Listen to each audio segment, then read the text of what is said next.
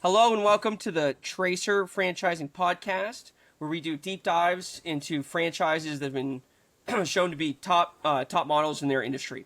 Today we have USA Installation with Lynette Robinson, who we're going to talk about this huge, massive opportunity that a lot of people don't even realize exists. And just as a reminder, Tracer Franchising is a franchise brokerage where we help you find the right franchise that fits your skills, your personality, your investment, and it costs you nothing, right? So we'll go through, we'll educate you, we'll find you great matches, and we'll help you research those franchises at a level that you'll see the depth that we go into just in this podcast, and this is just the tip. So if you're interested in learning more, go to tracerfranchising.com. You can either book a call with me, or you can check out the free resources such as the courses, ebooks, or other podcast episodes. Okay, with that, let's get going. Lynette, great to have you here. Please give us a little intro about you, your background in franchising, and how you got to USA Installation. Yeah, well, first of all, thanks so much for having me. I always really enjoy these conversations. I think a lot comes out of them, so I'm excited to dive in.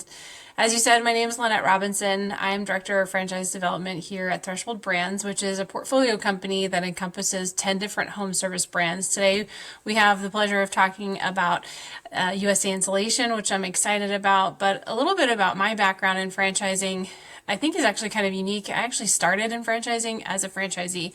I think that in this seat of helping people figure out if, US Installation or one of our other brands is a good fit for them, that helps me a lot in that process because I've been where those candidates are. I've sat in that seat, I've been through the process, and I always kind of joke because when I first came to franchising, it wasn't like I knew a lot about it. I just had the opportunity to open a business, and I think I just had the wisdom in the moment to know what I didn't know and thought I need a franchise to help me fill in those knowledge gaps.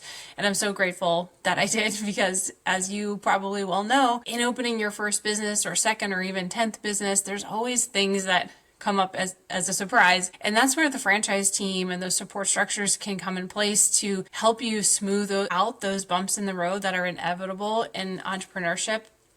And so I'm really grateful that I had that experience. I eventually successfully sold my interest in that business and then actually went to go work for the franchisor. And that was such an amazing experience, helping other franchisees grow their businesses and grow their teams, do product development. I've also done a lot of business consulting on the side with other small startups and boutique companies and franchisees, helping them drive their business and their sales strategy is a place where I have a lot of expertise and love talking about it. And then a couple years ago, I had the opportunity to come back into franchising and landed in the home services. And I love this space because there's so much amazing opportunity for business owners in the home services because it's a place where people, regardless of the economy or ups and downs and weird things happening, there's an opportunity for people to continue to grow their business. And I love that because of that recession resistance and the ability to, frankly, really make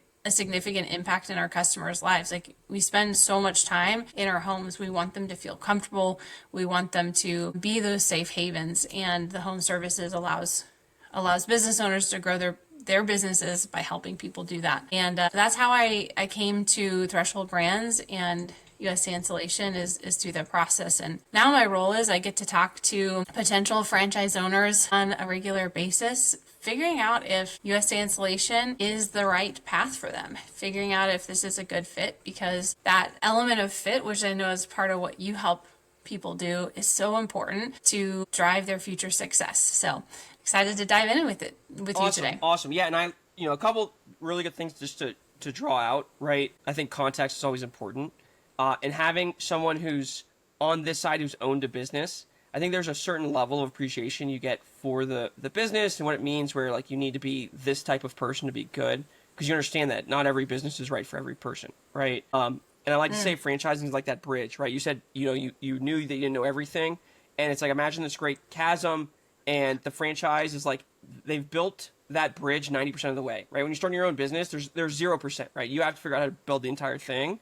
With franchising, it's built 90% of the way, and each franchise, like the 10% that isn't built, is different, right? And so like you got to find the right bridge where like you're closing the gap that specific franchise needs.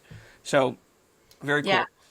I love that. I love that analogy. That's really powerful because, and I think that's the power of a really great franchise system is that that infrastructure, that bridge is really strong. It's time tested.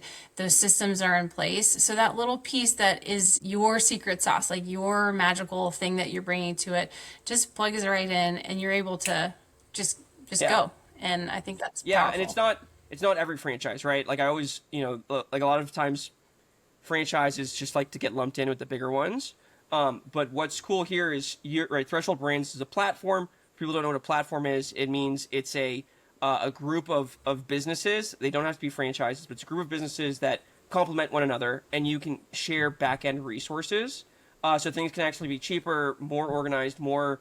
Everything is just kind of more powerful for the front end, the various businesses, right? So it's a platform, and that platform is owned by is it Riverside? I no, The it is Riverside. Riverside. Yeah. So Riverside, which is funny because that's the name of this podcast software. That's why I was like Yeah. questioning myself. And Riverside has been doing this for like decades, right? So in terms of being sure that you're in a group that knows what they're doing and has infrastructure, right? Like there's very little doubt that this family of brands has that. So Yeah, absolutely. If I could just add to that, I think one of the other powerful elements about our portfolio, our platform company is that, inside of our this like umbrella, we have 10 different brands, all of them to your point, there to be complementary. It gives you the opportunity as you're growing your local business to say, "Hey, do I want to grow wide with more territory or do I want to grow deep, stack businesses, drive efficiencies there?" And it gives you a lot of flexibility for future growth.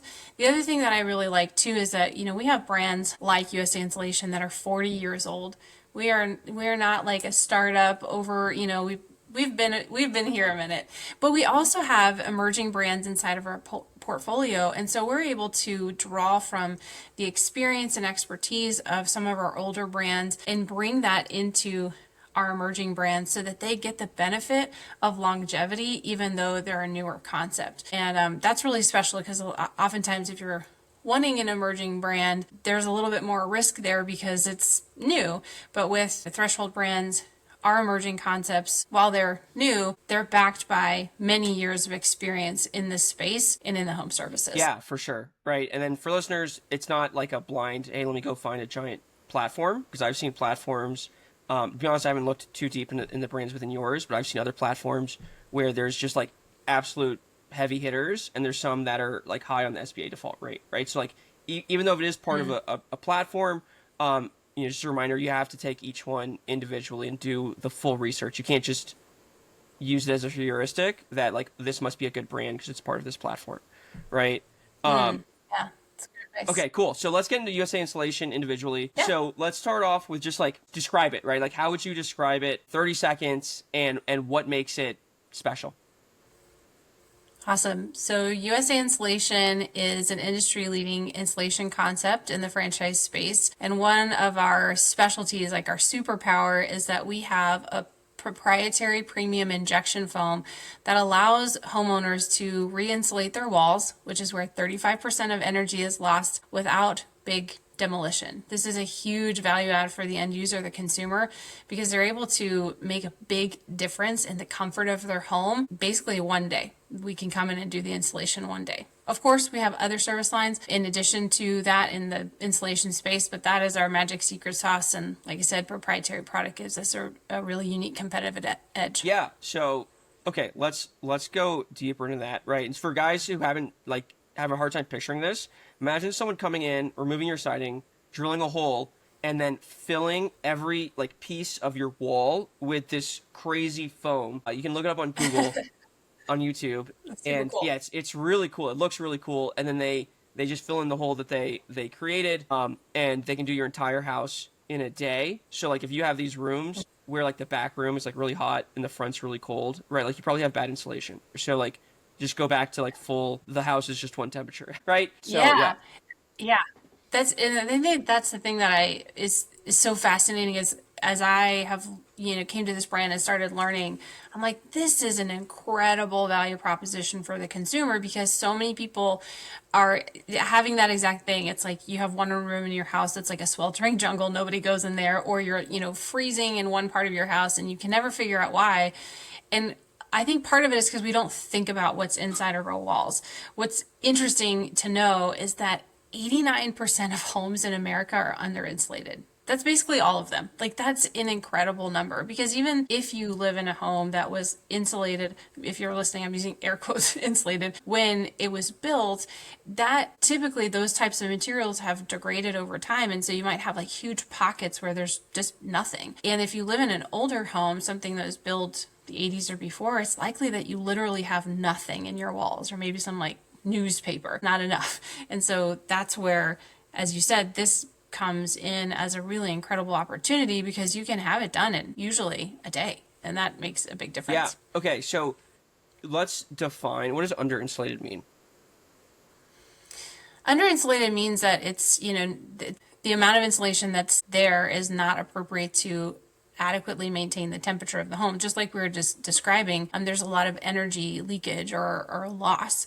And so I think I will show people pictures of like the inside of like the wall, and you'll see these where it's insulated and there's chunks that still have the insulation, and then there's huge windows inside of that where there's just nothing. And so just imagine how much energy is being lost. We spend a lot of money heating or cooling the air, depending on time of year or where you live, to try to maintain the temperature and the comfort of our home. The whole idea, right, is that inside of your home, it should feel like a safe haven where you can come home and just be and enjoy your life and not have to, wear a parka.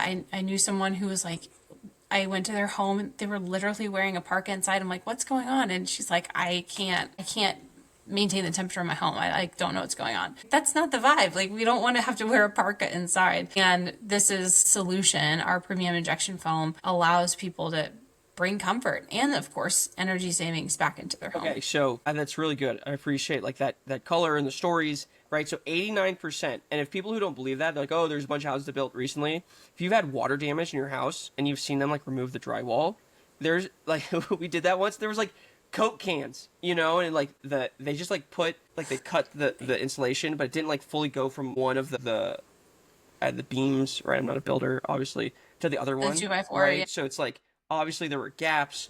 So yeah, I think that 89% is like is a real number for people who think that's kind of made up. Okay. Yeah. All right. So y'all have this proprietary foam that can do this. Let's go. Yep. Now it's starting to sound technical, right? Like, I've heard of other home services that have proprietary things, and it's hard to train workers, and it's hard to learn it yourself, and you're on the job because, nobody else can do it properly but you, right? Like, can you talk about how someone who's new to this, like, how are they going to get it right? Yeah.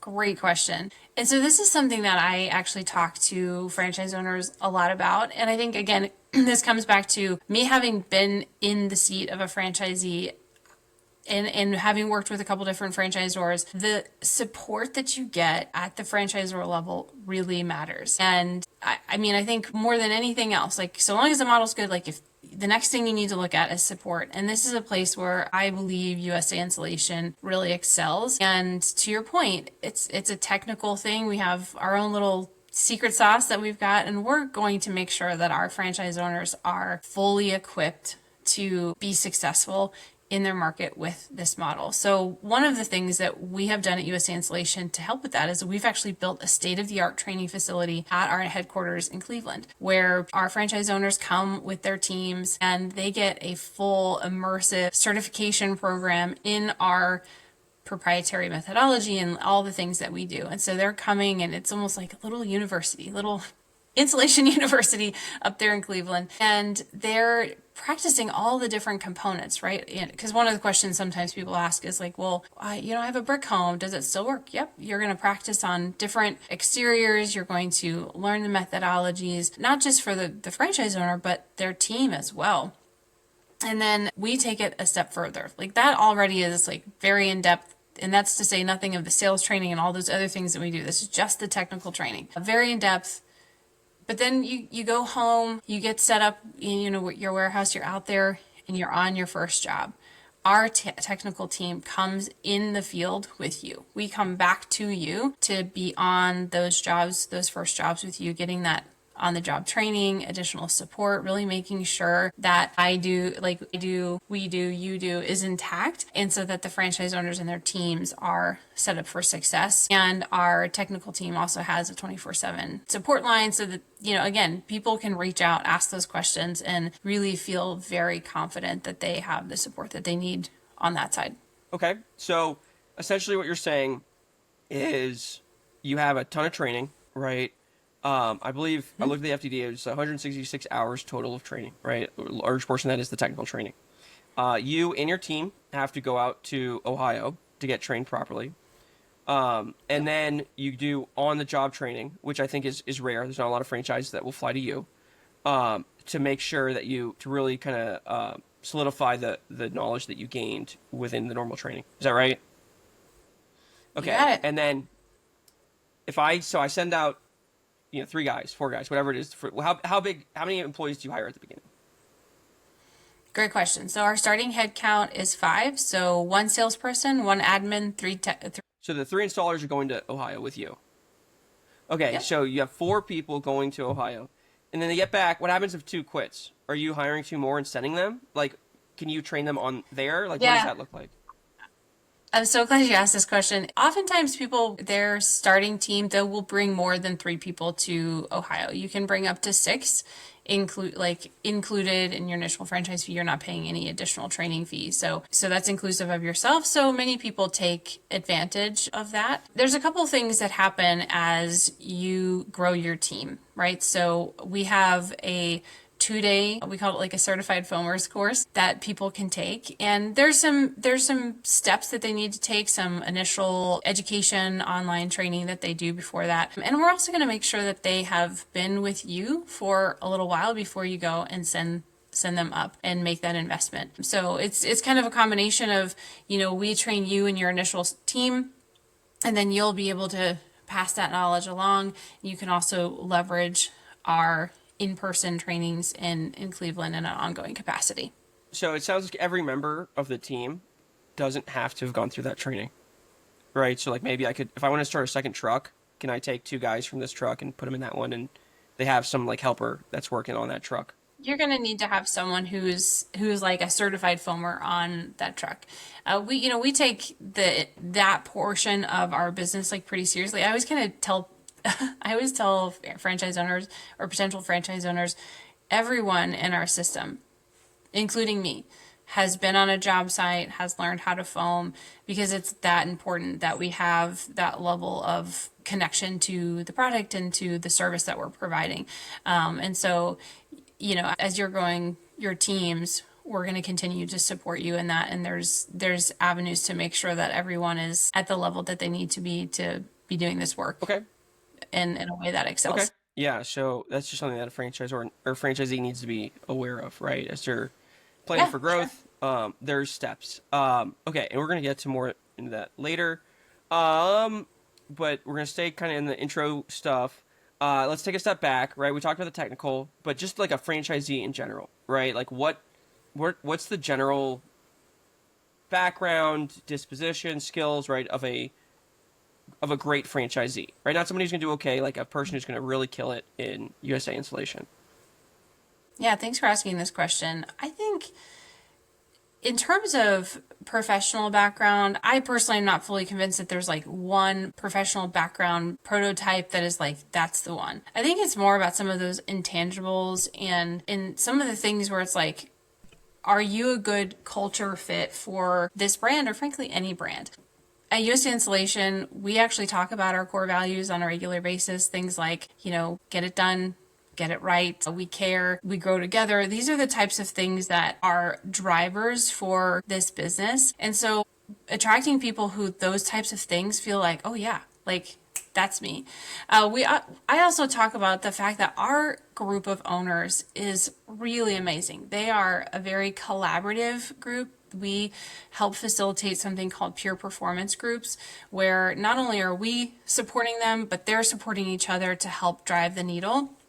And within that, like that collaborative nature, there's also a little bit of competition. We want people who are needle movers. And I think as someone comes into this environment, I'm looking for someone who is like, hey, how do I get into that peer performance group? Like they really want to drive success. People who are really concerned and committed to great customer service, serving their community. And you hear that consistently from our franchise owners.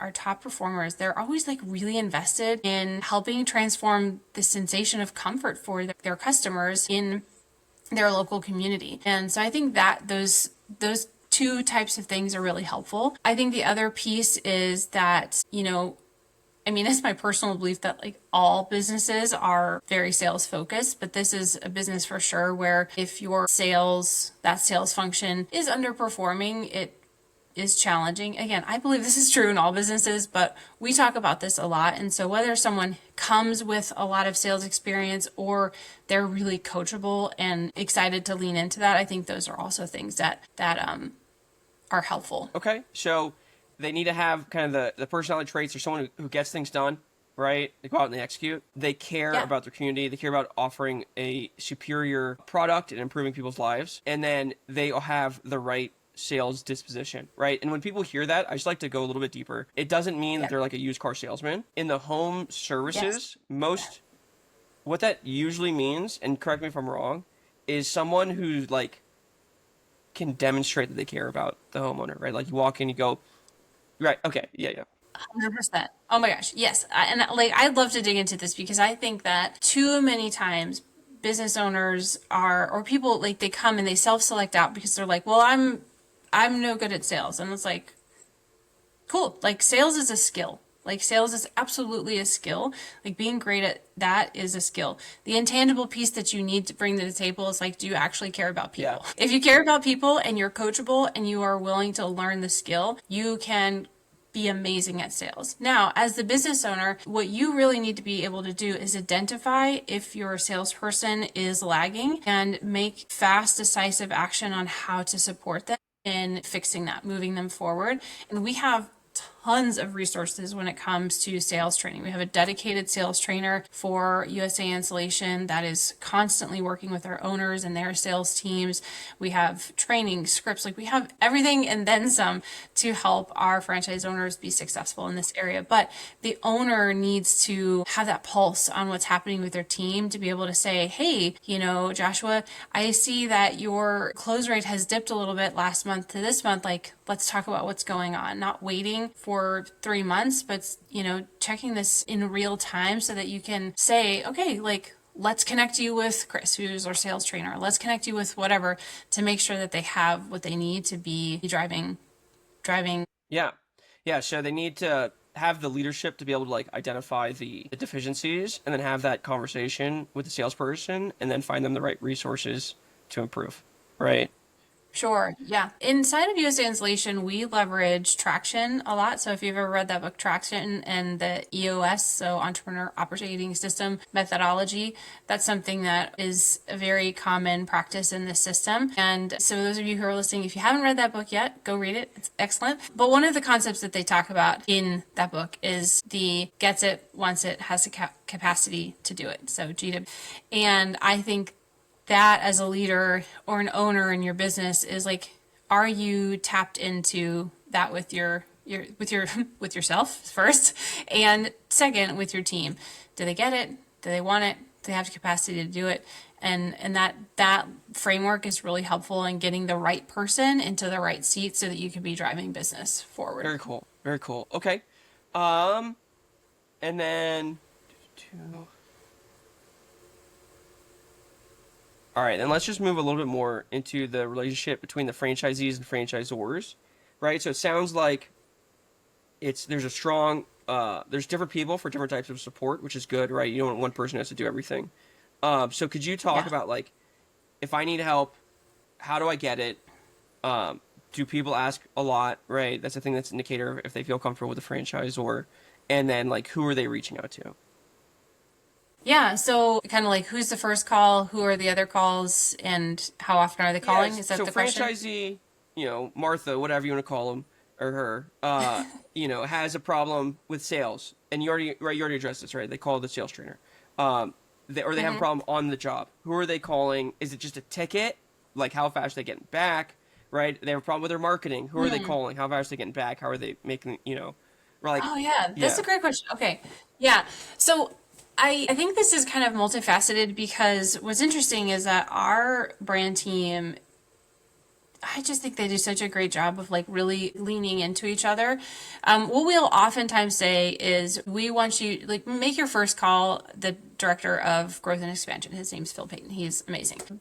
But what they oftentimes do is that our support staff is getting on a call together with a franchisee on a regular basis. So you're not just having like an ops call and then like later a marketing call. And then it's like they're like ops and marketing are getting on a call together with you to do coaching, walk through things, problem solve. And part of why they've started doing that is because they recognize that there's so much overlap there. And so it's like, let's like make this as efficient as possible. Business owner don't have time to sit on 85 calls a week. That's an exaggeration, but right. For flair. Well, but that's what it can feel like sometimes for business owners. They're like, oh my gosh, I need help, but I don't want to take another call. So they actually do those calls together so that they can problem solve together. They can come off that call and together be like, okay, you're doing this, we're doing this, action items here. And I think that's a really effective strategy and something that I love that they implemented. But yeah, I mean, you call up anyone from our brand team. You can, whether it's the brand president or, our director of growth and expansion, director of marketing coach, sales trainer, like a technical director, they are an email or a phone call away, and they're very responsive. Awesome. And it sounds like there's a big staff. So how many people do you have on like the support staff? Do you know what that number is off the top of your head? Off the top of my head, no. Let's see. Brand president, ops, 2 marketing, sales, technical. I mean, so there's like 7 or 8 that are like regular, and then some of them have people underneath them. And are they dedicated to USA Installation, or is it dedicated to? Okay, Yes. so and there's 120 territories, but it's like 60 owners, right?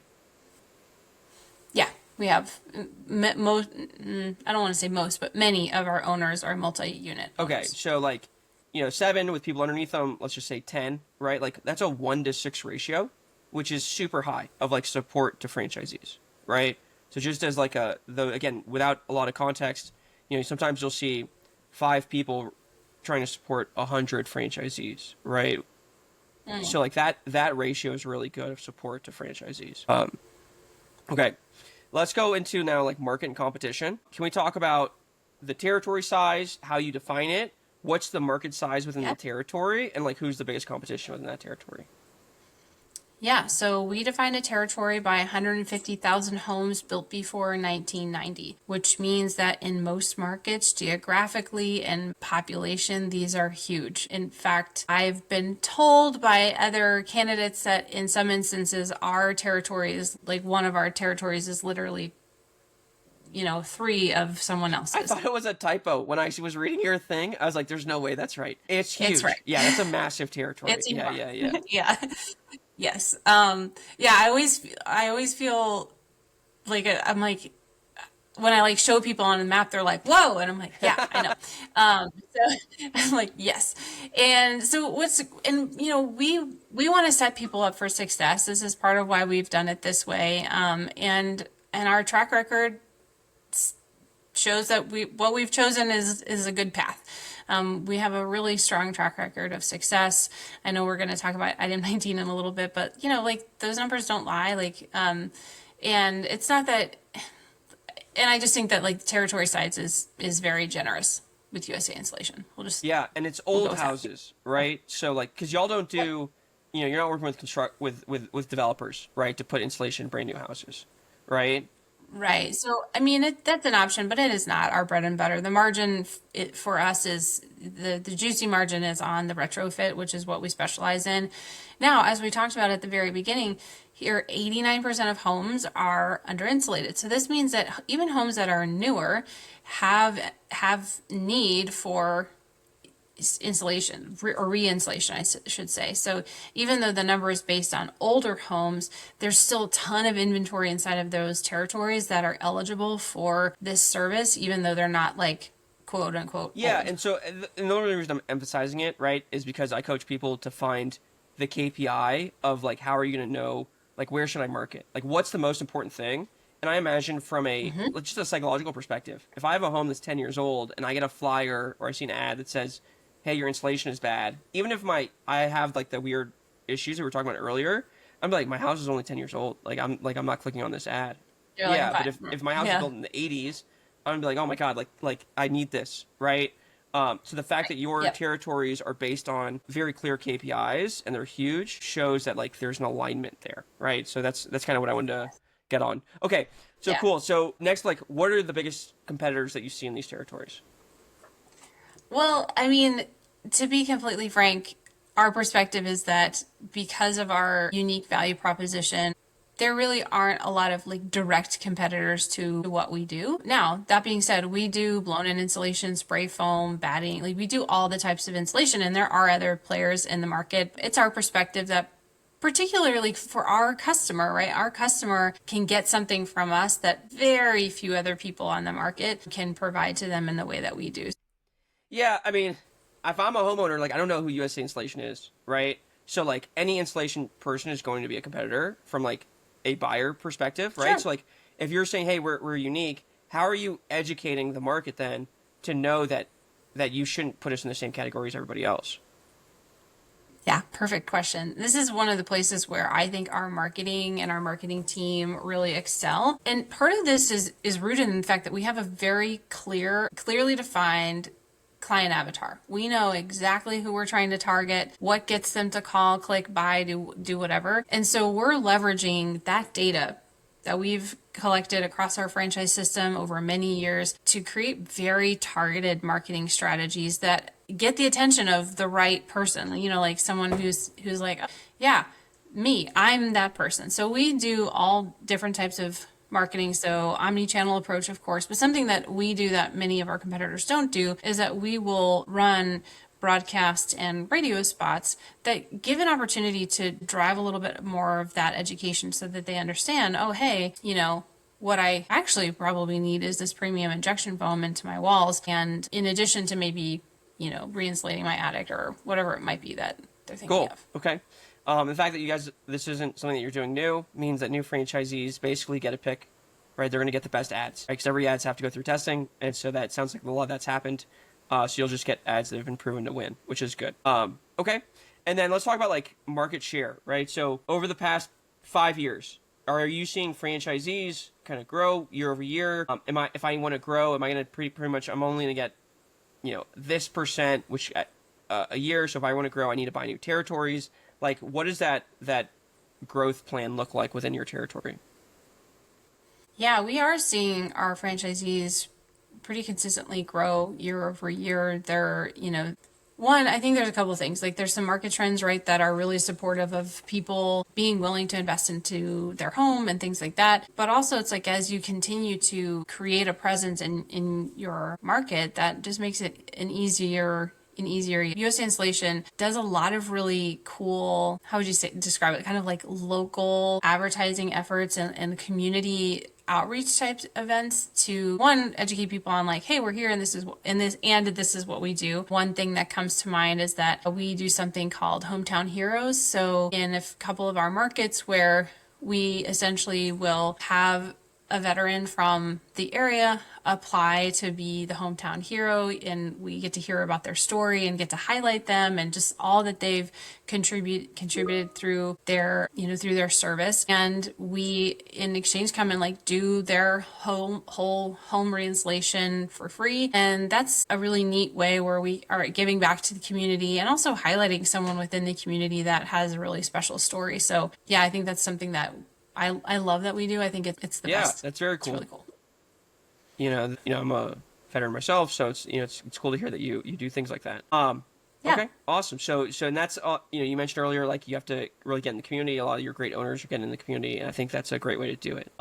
Yeah. Okay, and then what about like the biggest competitive threat? Right, what's the thing that keeps franchise owners up at night?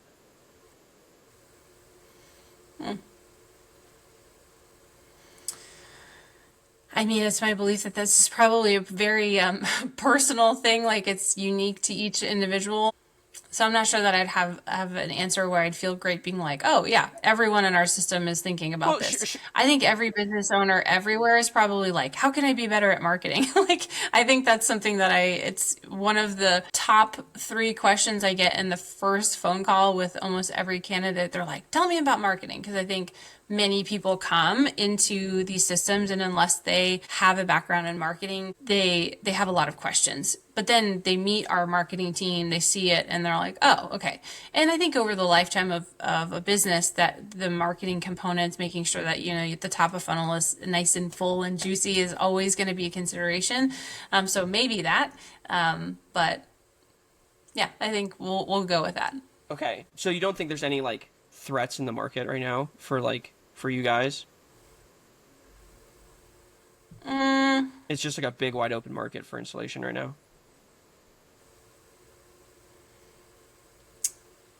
I think so. I mean, So I'm sure that there's someone out there who would refute what I'm saying, and I'm totally comfortable with that. But I think that there is a lot of opportunity in this space. I know that there's questions right now with economic things and other questions, and we again have a little bit of a competitive advantage because our bread and butter is manufactured right here in the United States in Cleveland. So that's extremely helpful. And yeah, so no tariffs, right? So just people know like that when she says the bread and butter, like the insulation that you're using is made in the United States. There are yes, no tariffs on them. Yeah. yes, Yeah. our premium injection foam is made Yep. in Got it. Cleveland.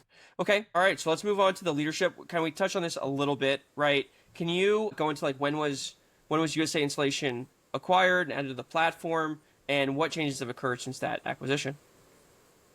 Yeah, awesome question. So, we became the version of what we are today in 1985, so celebrating 40 years in the insulation space here this year in 2025. We started franchising in 2006, so, quite a while for that as well. So, nice, healthy track record there. We were acquired by Threshold in, I believe, 2000, 2021, 2020, 2021, in that time frame. And we retained some of the original leadership for quite a while. And in the last handful of months, gosh, 6 months maybe, we did have a leadership change, but actually it's someone internally. We promoted the man who was the general manager of our company owned store to brand president. And this has been really well received by our franchisees because Jack he is 40 plus years in home services experience. He is really well respected in our community, has driven incredible results at our company store. So he's the real deal, and we're really fortunate to have him at the helm. Cool. Yeah, I love to hear people who were promoted internally because nobody knows the business better than somebody who's been there for a long time. Yeah. Oh yeah. Yeah, when you talk to him and you like ask him a question, like he can answer it from like 8 different perspectives and it's the best. You're like, okay, cool. You know Yeah. everything. Yeah, I bet. So 40 years is a long time. Okay. And then the FTD lists a bunch of managers, right, as part of the executive team or as part of the leadership team. yeah. Like what does that mean? Like managers, and what do they do? Yeah, so when you're looking at what's listed in the FTD, most of those managers are referring to people who work with Riverside. So you'll see like our operating partner who's listed in there and some other managing partners that are part of the Riverside team. And then you'll also see people who are part of Threshold's executive team listed there as well. And I think it's valuable for people to know that there's a leadership structure that's in place and who those people are and how they're connected to what we're doing here at USA Okay, Insulation. so those when someone reads the FTD, those names are people who are a little higher up on the ladder, but it's not the people they're going to be working with day to day. Because you said there was like 7 to 10 guys who only work, or and women who only work on USA Installation, right? Okay. Yeah, so you're in our FTD. I believe that you're going to see people who are like specific to the brand. So say like our brand president, but you're also going to see names from our managing partner at Riverside, our CEO at Threshold. And what's interesting though is that our C-suite is not in some ivory tower. They're really accessible. You will hear our our CEO Ted talk a lot about the importance of like being accessible, that his personal cell phone number is in his signature block on every single email, because he wants our franchisees to know that they can call us and that we will answer the call. Okay, very cool. So you have accessible leadership and you have now more leadership, right? It goes back to like those structures where you have USA installation specific leadership, you have threshold brand specific leadership, right? And you have Riverside specific leadership, and each one of those are bringing. I imagine the Riverside guys are really good at finance, right? And the threshold brands are really good at probably business strategy and leadership, and the USAA leadership is really good at like the day to day stuff in USA installation. So a lot of perspective and a lot of experience there. So that's cool. Yeah, absolutely. And we encourage our franchise owners to connect first with their brand team, because like those are the people who are they're in the trenches with you. But yeah, all of those people are accessible and available to contribute, and yeah, they're, like, as you said, lots of shared intellectual capital that's available, Cool. which is great. Okay. And now, what about like the vendor relationships, right? So you say that we have the proprietary foam, but they also can do the normal spray foam and whatever else. Do you have better terms? Like, what are they getting through the franchise for this? Yeah, for sure. So yeah, we have, as any great franchise system should, we have leveraged our combined buying power to get our franchisees access to what they need at a better price. And so we have a couple of different vendor partners so that they have a choice. It's not like, hey, you can only buy from like these people. And we have a couple different vendor partners inside of the insulation space that we work with on a regular basis. Okay, cool. And then, in the FDD, I think it said like you guys got a total of like $20,000 in rebates last year, which is like basically nothing, right? So the franchise, like you see some like, and you have to kind of read for these types of things where like the rebates are almost as much as the royalties, right? Which is crazy. So like you guys are actually, going out and getting good terms, not just trying to get better terms. Then you keep the difference as rebates, right? Which is nice to see. Right. Okay. So let's go into franchisee support and performance. You kind of alluded to it there, right? I don't know if you want to give a rundown of the item 19, and then, I've got kind of questions as we go through it. Yeah, sure. So if you were to look at our item 19, which is for those of you who are new to this is the section of the franchise disclosure document that outlines the financial performance of the franchise system. What I think is an interesting tidbit that a lot of people know is that this is the one section that the FTC does not require franchisors to report on. So this is a section that some franchisors choose not to because it's not required. Everything else in the FDD is required, and there's parameters. And so we at USA Installation have chosen to report, which is great. And we've also tried to give you a lot to work with. So you're going to look in there and you'll see revenue. You'll see percentage of cost of goods for different types of things. So you can understand, what is this franchisee number one doing in terms of revenue, and what portion of that where are they operating in terms of gross margin. We have on average 2.2 million per territory across our system. And in our top quartile, they're operating at about a 57% gross margin. Across our entire system, the gross margin somewhere between 50 and 55%. And sorry, that's 2.2 million per franchisee or per territory? Per territory. Okay, so that's a big difference, right? Very cool. Okay. Anything else that you want to throw in there? And then you said gross margins are at 58%, or the COGS 58%? So gross margin is at 57% for our top quartile. On average across our system, it's like 50 to 55%. And that's the gross margin. So, and we're breaking out those COGS for things like, cost of labor, cost of commission, cost of goods, and then also cost of our proprietary foam. Okay, cool.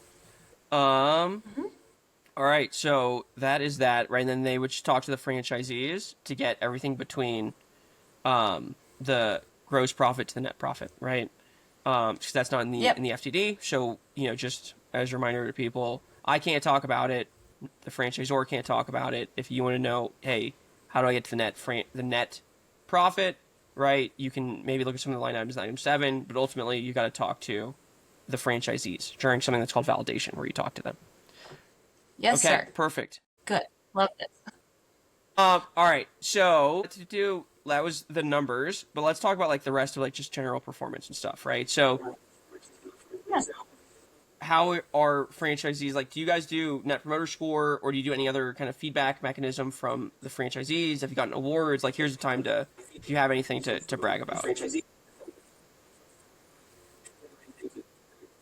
Oh yeah, we have tons of things to brag about. So USA Installation has been rated number one in the franchise installation category for I believe it's like 5 or 6 years in a row.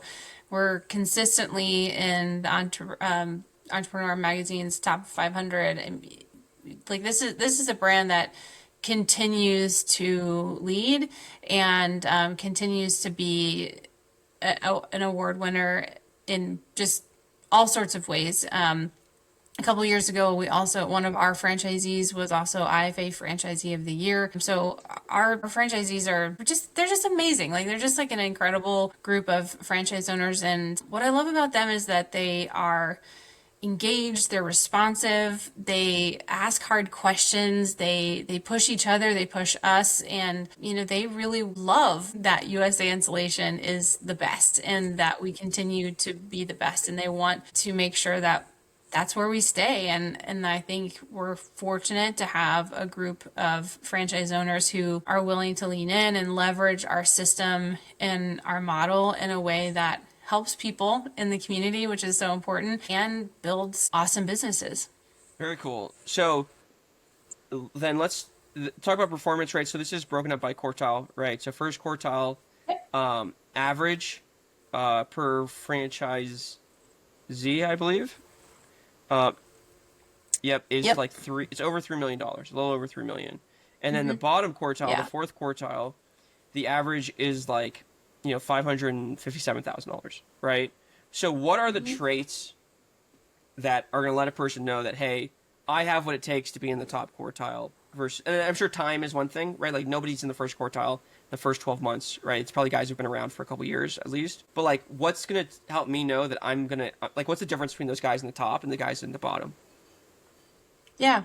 Great question. What is interesting is that when I talk to franchisees, some of our guys who are just crushing it, where there's a franchisee who he and his wife, they run their business as a family business, and I think they're 2.5 3 years in, and I mean their growth rate has been just outrageous. I mean, just so impressive. And when I asked him essentially the same question, one of the things that he said, which I kind of alluded to before, was this element of right people, right seats. You got to be willing to make those hard leadership choices, and he's not the only one who talks about that, and I think that's really interesting. And I can also say from my own experience as a business owner how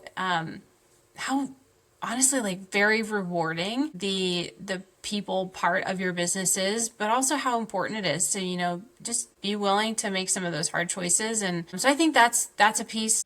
Those guys who are really pushing, they're very committed to right people, right seats. One of the other components is that they are leaning into the support that we provide, and they're leaning into the system. And I share this a lot with people who are going through this process that I totally had no idea how valuable the actual franchise system could be to me as a business owner. And in coming into a system where you have things that are already set up for your benefit, things like peer performance groups, really collaborative franchisees, this is enormous because when you will lean into that support, you're not having to reinvent the wheel. You're not having to come up with every idea on your own. You can have someone identify your bad idea before you do it. And I think those are some things that I noticed and have also been told by our top franchisees that they're doing a little bit differently. And I think it makes an Yeah, impact. for sure. I think you hit on right, like follow the systems, right? Like if you didn't want to follow systems, don't buy a franchise, right?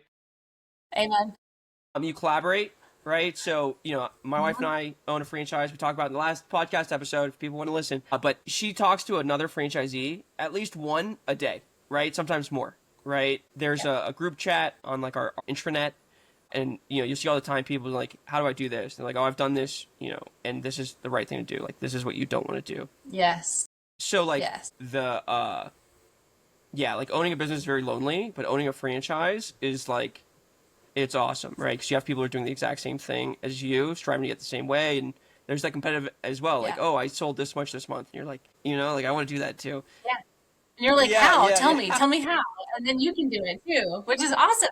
I think this is so great. And I mean, I just this morning was talking to someone who's now a very close friend of mine that I met through my franchise system. And there's just like so much value in not only the franchise model and like these, but healthy systems where people are exactly like they've got the group chat going they've got the peer performance groups and they've got these things that they're able to leverage. Like, you sold 18 widgets, well, I sold 13. How did you get those extra five? I mean, it's not that we're selling widgets here, but just Sure, as an sure. example, being able to draw on that shared intellectual capital experience is so valuable. And I think the people who grow the fastest are the ones who, as you said, they follow the system, they lean into the support of the brand, and then they lean into the support of the system because there's all these other people out there who are doing what you're doing. Let's do it better Yeah, so together. it's great to hear that that's happening there because it means there's a good, good culture amongst the franchisees. Okay, Yeah. I am going to put you on the spot right now. Oh Yep, no. in 2022 and 2023, and this is how, if you guys want to look on item 20 in the FTD, talks about renewals, non-renewals, whatever, right? So 22 and Yeah. 2023, there were no terminations, no non-renewals, no ceased operations for other. So basically, everyone was chugging along, right? In 2023, there were no ceased operations for other reasons, which means nobody went out of business. There's no Uh-huh. reacquisition by franchisor, which sometimes franchisors will try to hide going out of business by like buying the territory and like slowly like owning it, right? So there's none of that stuff. But there were 10 terminations in 2024, right? So it looks like from an outside view, you guys went in and just like cleaned house, right? Because that's like 10% of your almost of your owners. Like, what happened? It's a great question. I believe in radical transparency. So some of our franchise owners were like, you're seeing 10, like that represents not 10 individuals. They were over leveraged. They owned a lot of territory and they weren't holding up their end of the bargain. Like, one of the things that you have to do in franchising is pay your royalties. Like, it's how we continue to support you and your growth. And so I'll just leave it at that. Like, that's an important part of the process. And so one of the responsibilities of a great franchise brand is that they will protect the brand because that's what you're investing in. You want you want to be able to buy into a brand that is healthy and growing. And one of the ways that we do that is by making sure that everyone's like collaboratively participating in a system that you've agreed to, which is a system that includes royalties and operation and following the system. Yeah. So, and then just so people know, like it's not unusual. You can see franchises with thousands, and they go through something, and they make a decision, and like 100 people will get terminated in a year, right? Or 100 territories. So it's not unusual, right? It usually means there's some sort of brand standard being upheld to. But I think the takeaway, kind of reading between the lines here, is like if you're a new business owner, you shouldn't go out and buy 5 territories or something, right? Like that's a bad idea. Get what you can actually do realistically, which at most is probably 2 or 3, and then if things are going great, then get the other ones, right? And like those other two might be totally different territories than you were expecting when you got into it because you didn't know as much as you knew after you've been running it for a couple years. So like, don't overleverage yourself. Don't get more territories than you can realistically handle, especially if you've never owned a franchise before. Um, and understand like that's why research is such an important thing. People think, oh, I just pay territories when I open or I pay royalties when I open the territory. And this is, I don't know if this is what happened with you guys, right? Just like putting this out here. I've seen this in other places. And there's a timeline. So, hey, you have to open one franchise every 9 months, every 12 months, whatever it is. You bought too many territories. You're moving too slow. You're at a point where all 5 are supposed to be open and you only have 2. Now you're paying a ton in minimum royalties. And, you start making bad decisions because you're underneath some pressure, right? So, like, understand that timeline. Get what you can actually realistically work in. Don't be over leveraged, right? There's like a lot of lessons again from this. And in a franchise, ultimately, like you sign a contract, and if you don't uphold your end of the contract, you're going to be terminated, right? Or at least some of your territories will be.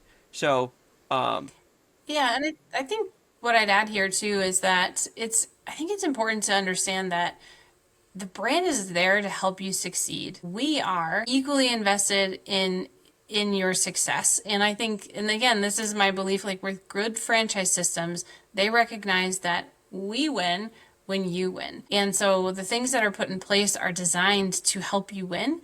And again, coming back to when you ask, like, what makes people successful? It's like, when you follow the system, because bumps in the road come up when you're, and we talked about this all the way at the beginning. It's like in business ownership, there's bumps in the road. There's things that are weird. You're like, whoa, well, that was strange. But that's why you have the system there. Don't go it alone. Don't be like, I had this, tough thing happen, and try to like figure it out on your own.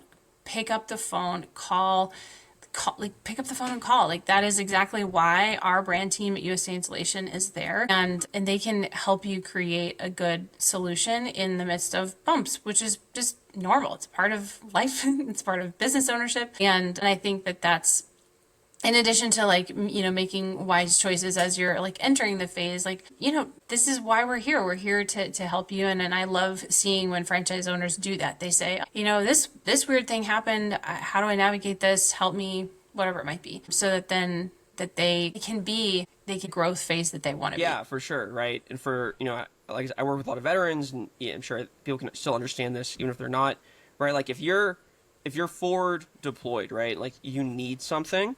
You're like, oh my God, this mission's coming up and I don't have enough batteries, right? Like just basic stuff for my radios. And you step off, right, and you don't ask for more batteries. Like, that's a ridiculous thing to do. Like, you have the entire American industrial complex behind you with more than enough batteries. It's like the same thing. Like, you are stepping into, whatever your next mission is in the franchise, whether it's like more marketing, more hiring, more whatever. If you're not calling back and being like, yo, like, I need this, right? Like, how are they supposed to tell you? Yeah. How are they supposed to help you if you don't ask, right? And like, you guys have that, right? You have this huge infrastructure to be able to give the support, but if you don't ask, right, like how they can't read your mind. Yep. Right. Yeah. Cool. Yes. Love that. Okay. All right. So let's get into just a couple of random questions here as we wrap it up. Future of the franchise, right? Like, where do you see the franchise going in the next 5 years?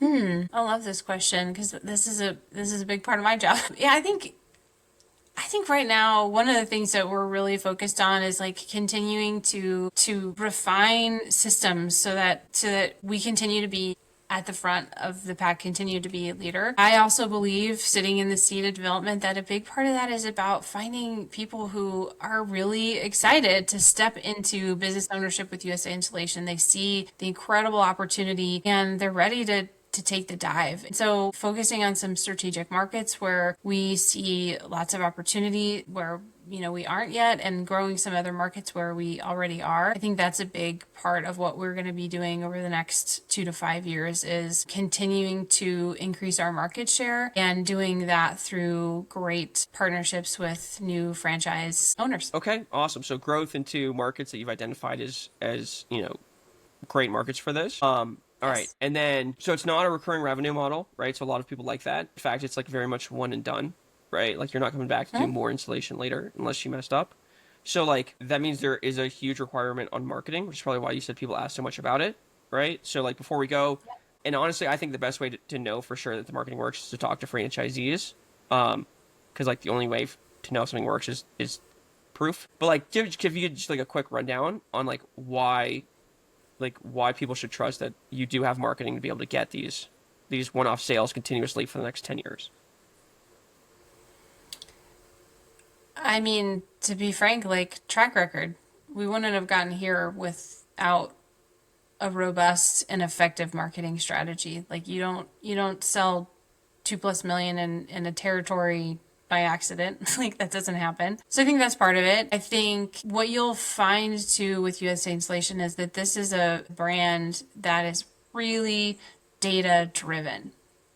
I mean, in our brand meetings, it's like scorecards, KPIs. You're talking about like really specific metrics that we know, like when we're hitting these things, we're moving. And those are always being evaluated and tweaked to make sure that we're on target. And I think that is really important because it's not just like, oh, this marketing looks nice and it's cool. It's like, have you tested this? Is this working? Are we getting the types of lead to conversion? Is it doing what we want it to do? And I think the fact that we track that data speaks volumes, because it's not just an idea that we have and we're talking about, but we can say, oh yeah, and also here's the data.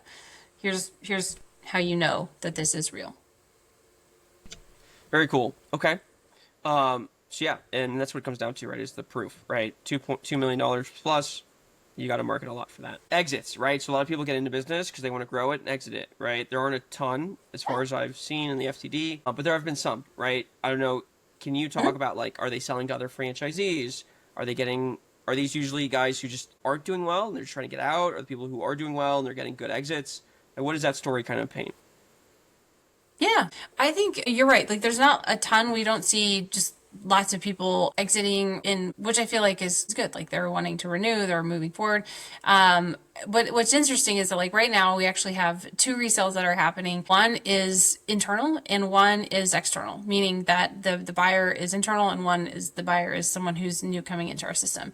And in both instances, it's one of those things where it's like, it's a win-win. So the internal buyer, he's getting to acquire territory that he really wanted and is going to be super beneficial to his business, which is great. And in the external one, like, they're just ready to exit. And I tell people all the time that it's good to begin with the end in mind. And, maybe your end is, hey, I want to build this business to pass it on to my kids. Or maybe it's, I want to build this business up and eventually exit and sell it, do something else, sit on a beach in Maui. I don't know, like, whatever it is that is your vibe. And I think that is good. And this is definitely the type of business where you can do that. Also at Threshold Brands, we actually have a resale department where we're there to help you walk through that process and make sure that it goes seamlessly. Like, we don't obviously act as your broker, but we're there to make sure that it makes sense and it works and help you through that process. Awesome. So definitely possible, and even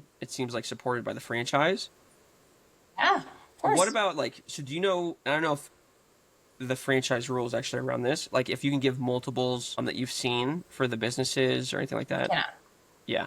Yeah. Yeah. I figured it was. That's like. Also because that, like, the price is determined between, that's why I said, like, we can't act as a broker. So, like, we'll eventually know the price, but we can't have any dealings in how the price is set. Some do, some don't. Just for legal reasons, stay away from it completely.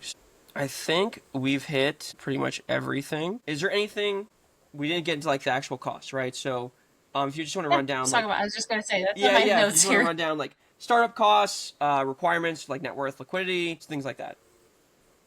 Yeah, so the initial franchise fee for USA Installation is $55,000. We do offer a very generous veteran and first responder discount.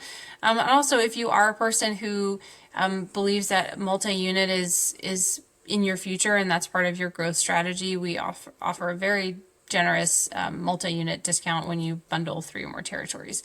If you're looking at the all-in investment, this is somewhere around like $290 to about $470 all in. So that's inclusive of everything and like the kitchen sink. So think initial franchise fee. This model does require a location, but it's not client facing. So this is not retail. It's think a warehouse for your truck and a place to store your materials and for your team to convene. But so it's inclusive of that, materials, insurances, all the things that you might need to start your business up, marketing, working capital, etc. Cool. So, sorry, go ahead. Go ahead. I was going to say, and then in terms of net worth and liquidity, we're usually looking around 150,000 in liquid, 300,000 in net worth. Okay, awesome. So 150 liquid, 300K net worth. Just 470 is the high end. So like, let's just say 500K because it's easy math, right? So, I can help get you in contact with SBA, either brokers or even banks. It's easy to find banks that have lent us stuff like this before. So they want to see probably about 20% down. So 500K, 20% is $100,000 in liquid. And then you need what's called post-closing liquidity, right? So like, that's kind of where that comes from.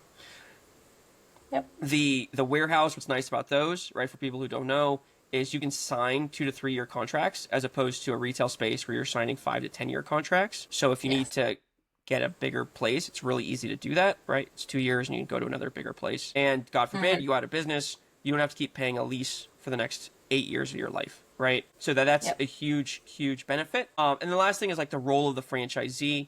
I'll let you take this, but this is not a work from home, right? Like hire somebody to run it, right? You have to be active in it for 18 months. Is that right? Minimum. Yeah, so our most successful franchise owners like get this up and running, and then they can take a step back. We do.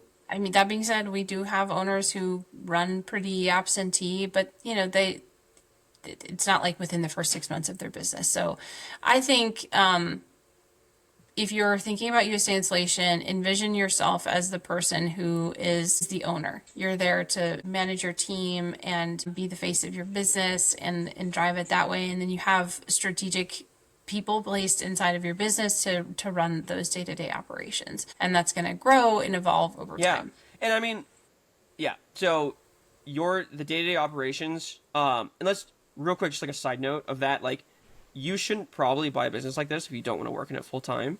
Because like who's going to drop 450K and be like, all right, dude, like this guy, I'm going to pay $50,000 a year, like run it for me. Like that's a preposterous idea.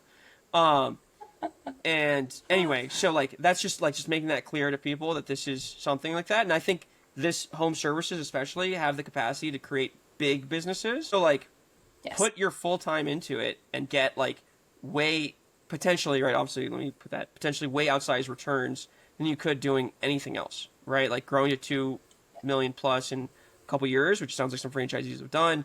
It's not a promise, right? Obviously, like you could fail, but like where else are you going to do that, right? And with margins like this, like, guys, do the math. Okay, this is probably the best way to spend your time if you want to make money, and if you don't, like, don't start the franchise.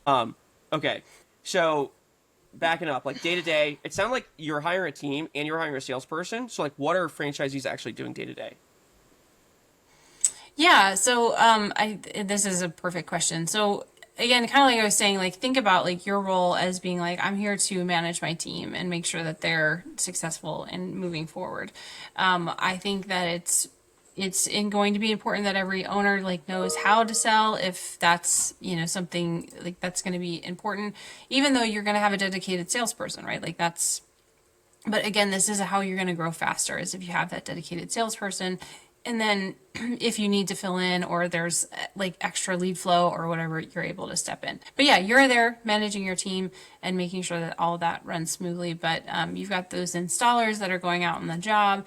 You have an admin person who is essentially sitting kind of like at the top of the sales cycle. So they're, taking those inbound leads, getting them scheduled and all of those good things. And of course, your salesperson, we know what they're doing. Cool. So Yeah, I mean, it's simple, right? You have guys going out and doing the job.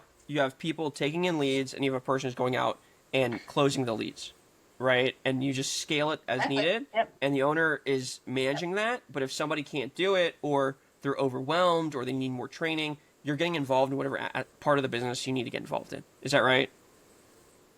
That seems accurate. All right. Anyone who's like led small teams, I'm sure they've this is not rocket science, right? You've probably done this before. Yeah. Okay. Yes. Very cool. All right, I think we've covered just about everything I wanted to cover. It was very comprehensive. I appreciate your perspective and obviously your depth of knowledge and passion about the franchise, Lynette. So is there anything that you want people to walk away knowing? Thank you first of all, again, thank you for having me. This was in such a fun conversation, and I've really appreciated your insights and your perspective on this as well. I think if you are looking in the home services space, take a look at USA Installation. This is is a really incredible business model that has a lot of potential for growth. And as you said, like it's not a guarantee, but there's a lot of like the model is strong. It's well proven. There's some really unique differentiators that help you stand apart in the marketplace, and truly a world-class team of support, not only at the brand level but also at the Threshold Brands level. And so I'd encourage you to come take a look. Let's have a conversation. Awesome. Yeah, so if you do want to learn more about USA Installation or about any other franchise in the home services, reach out to me. First thing I do is make sure that the territory is available if you want to look at this specifically, and then we'll get you talking to Lynette.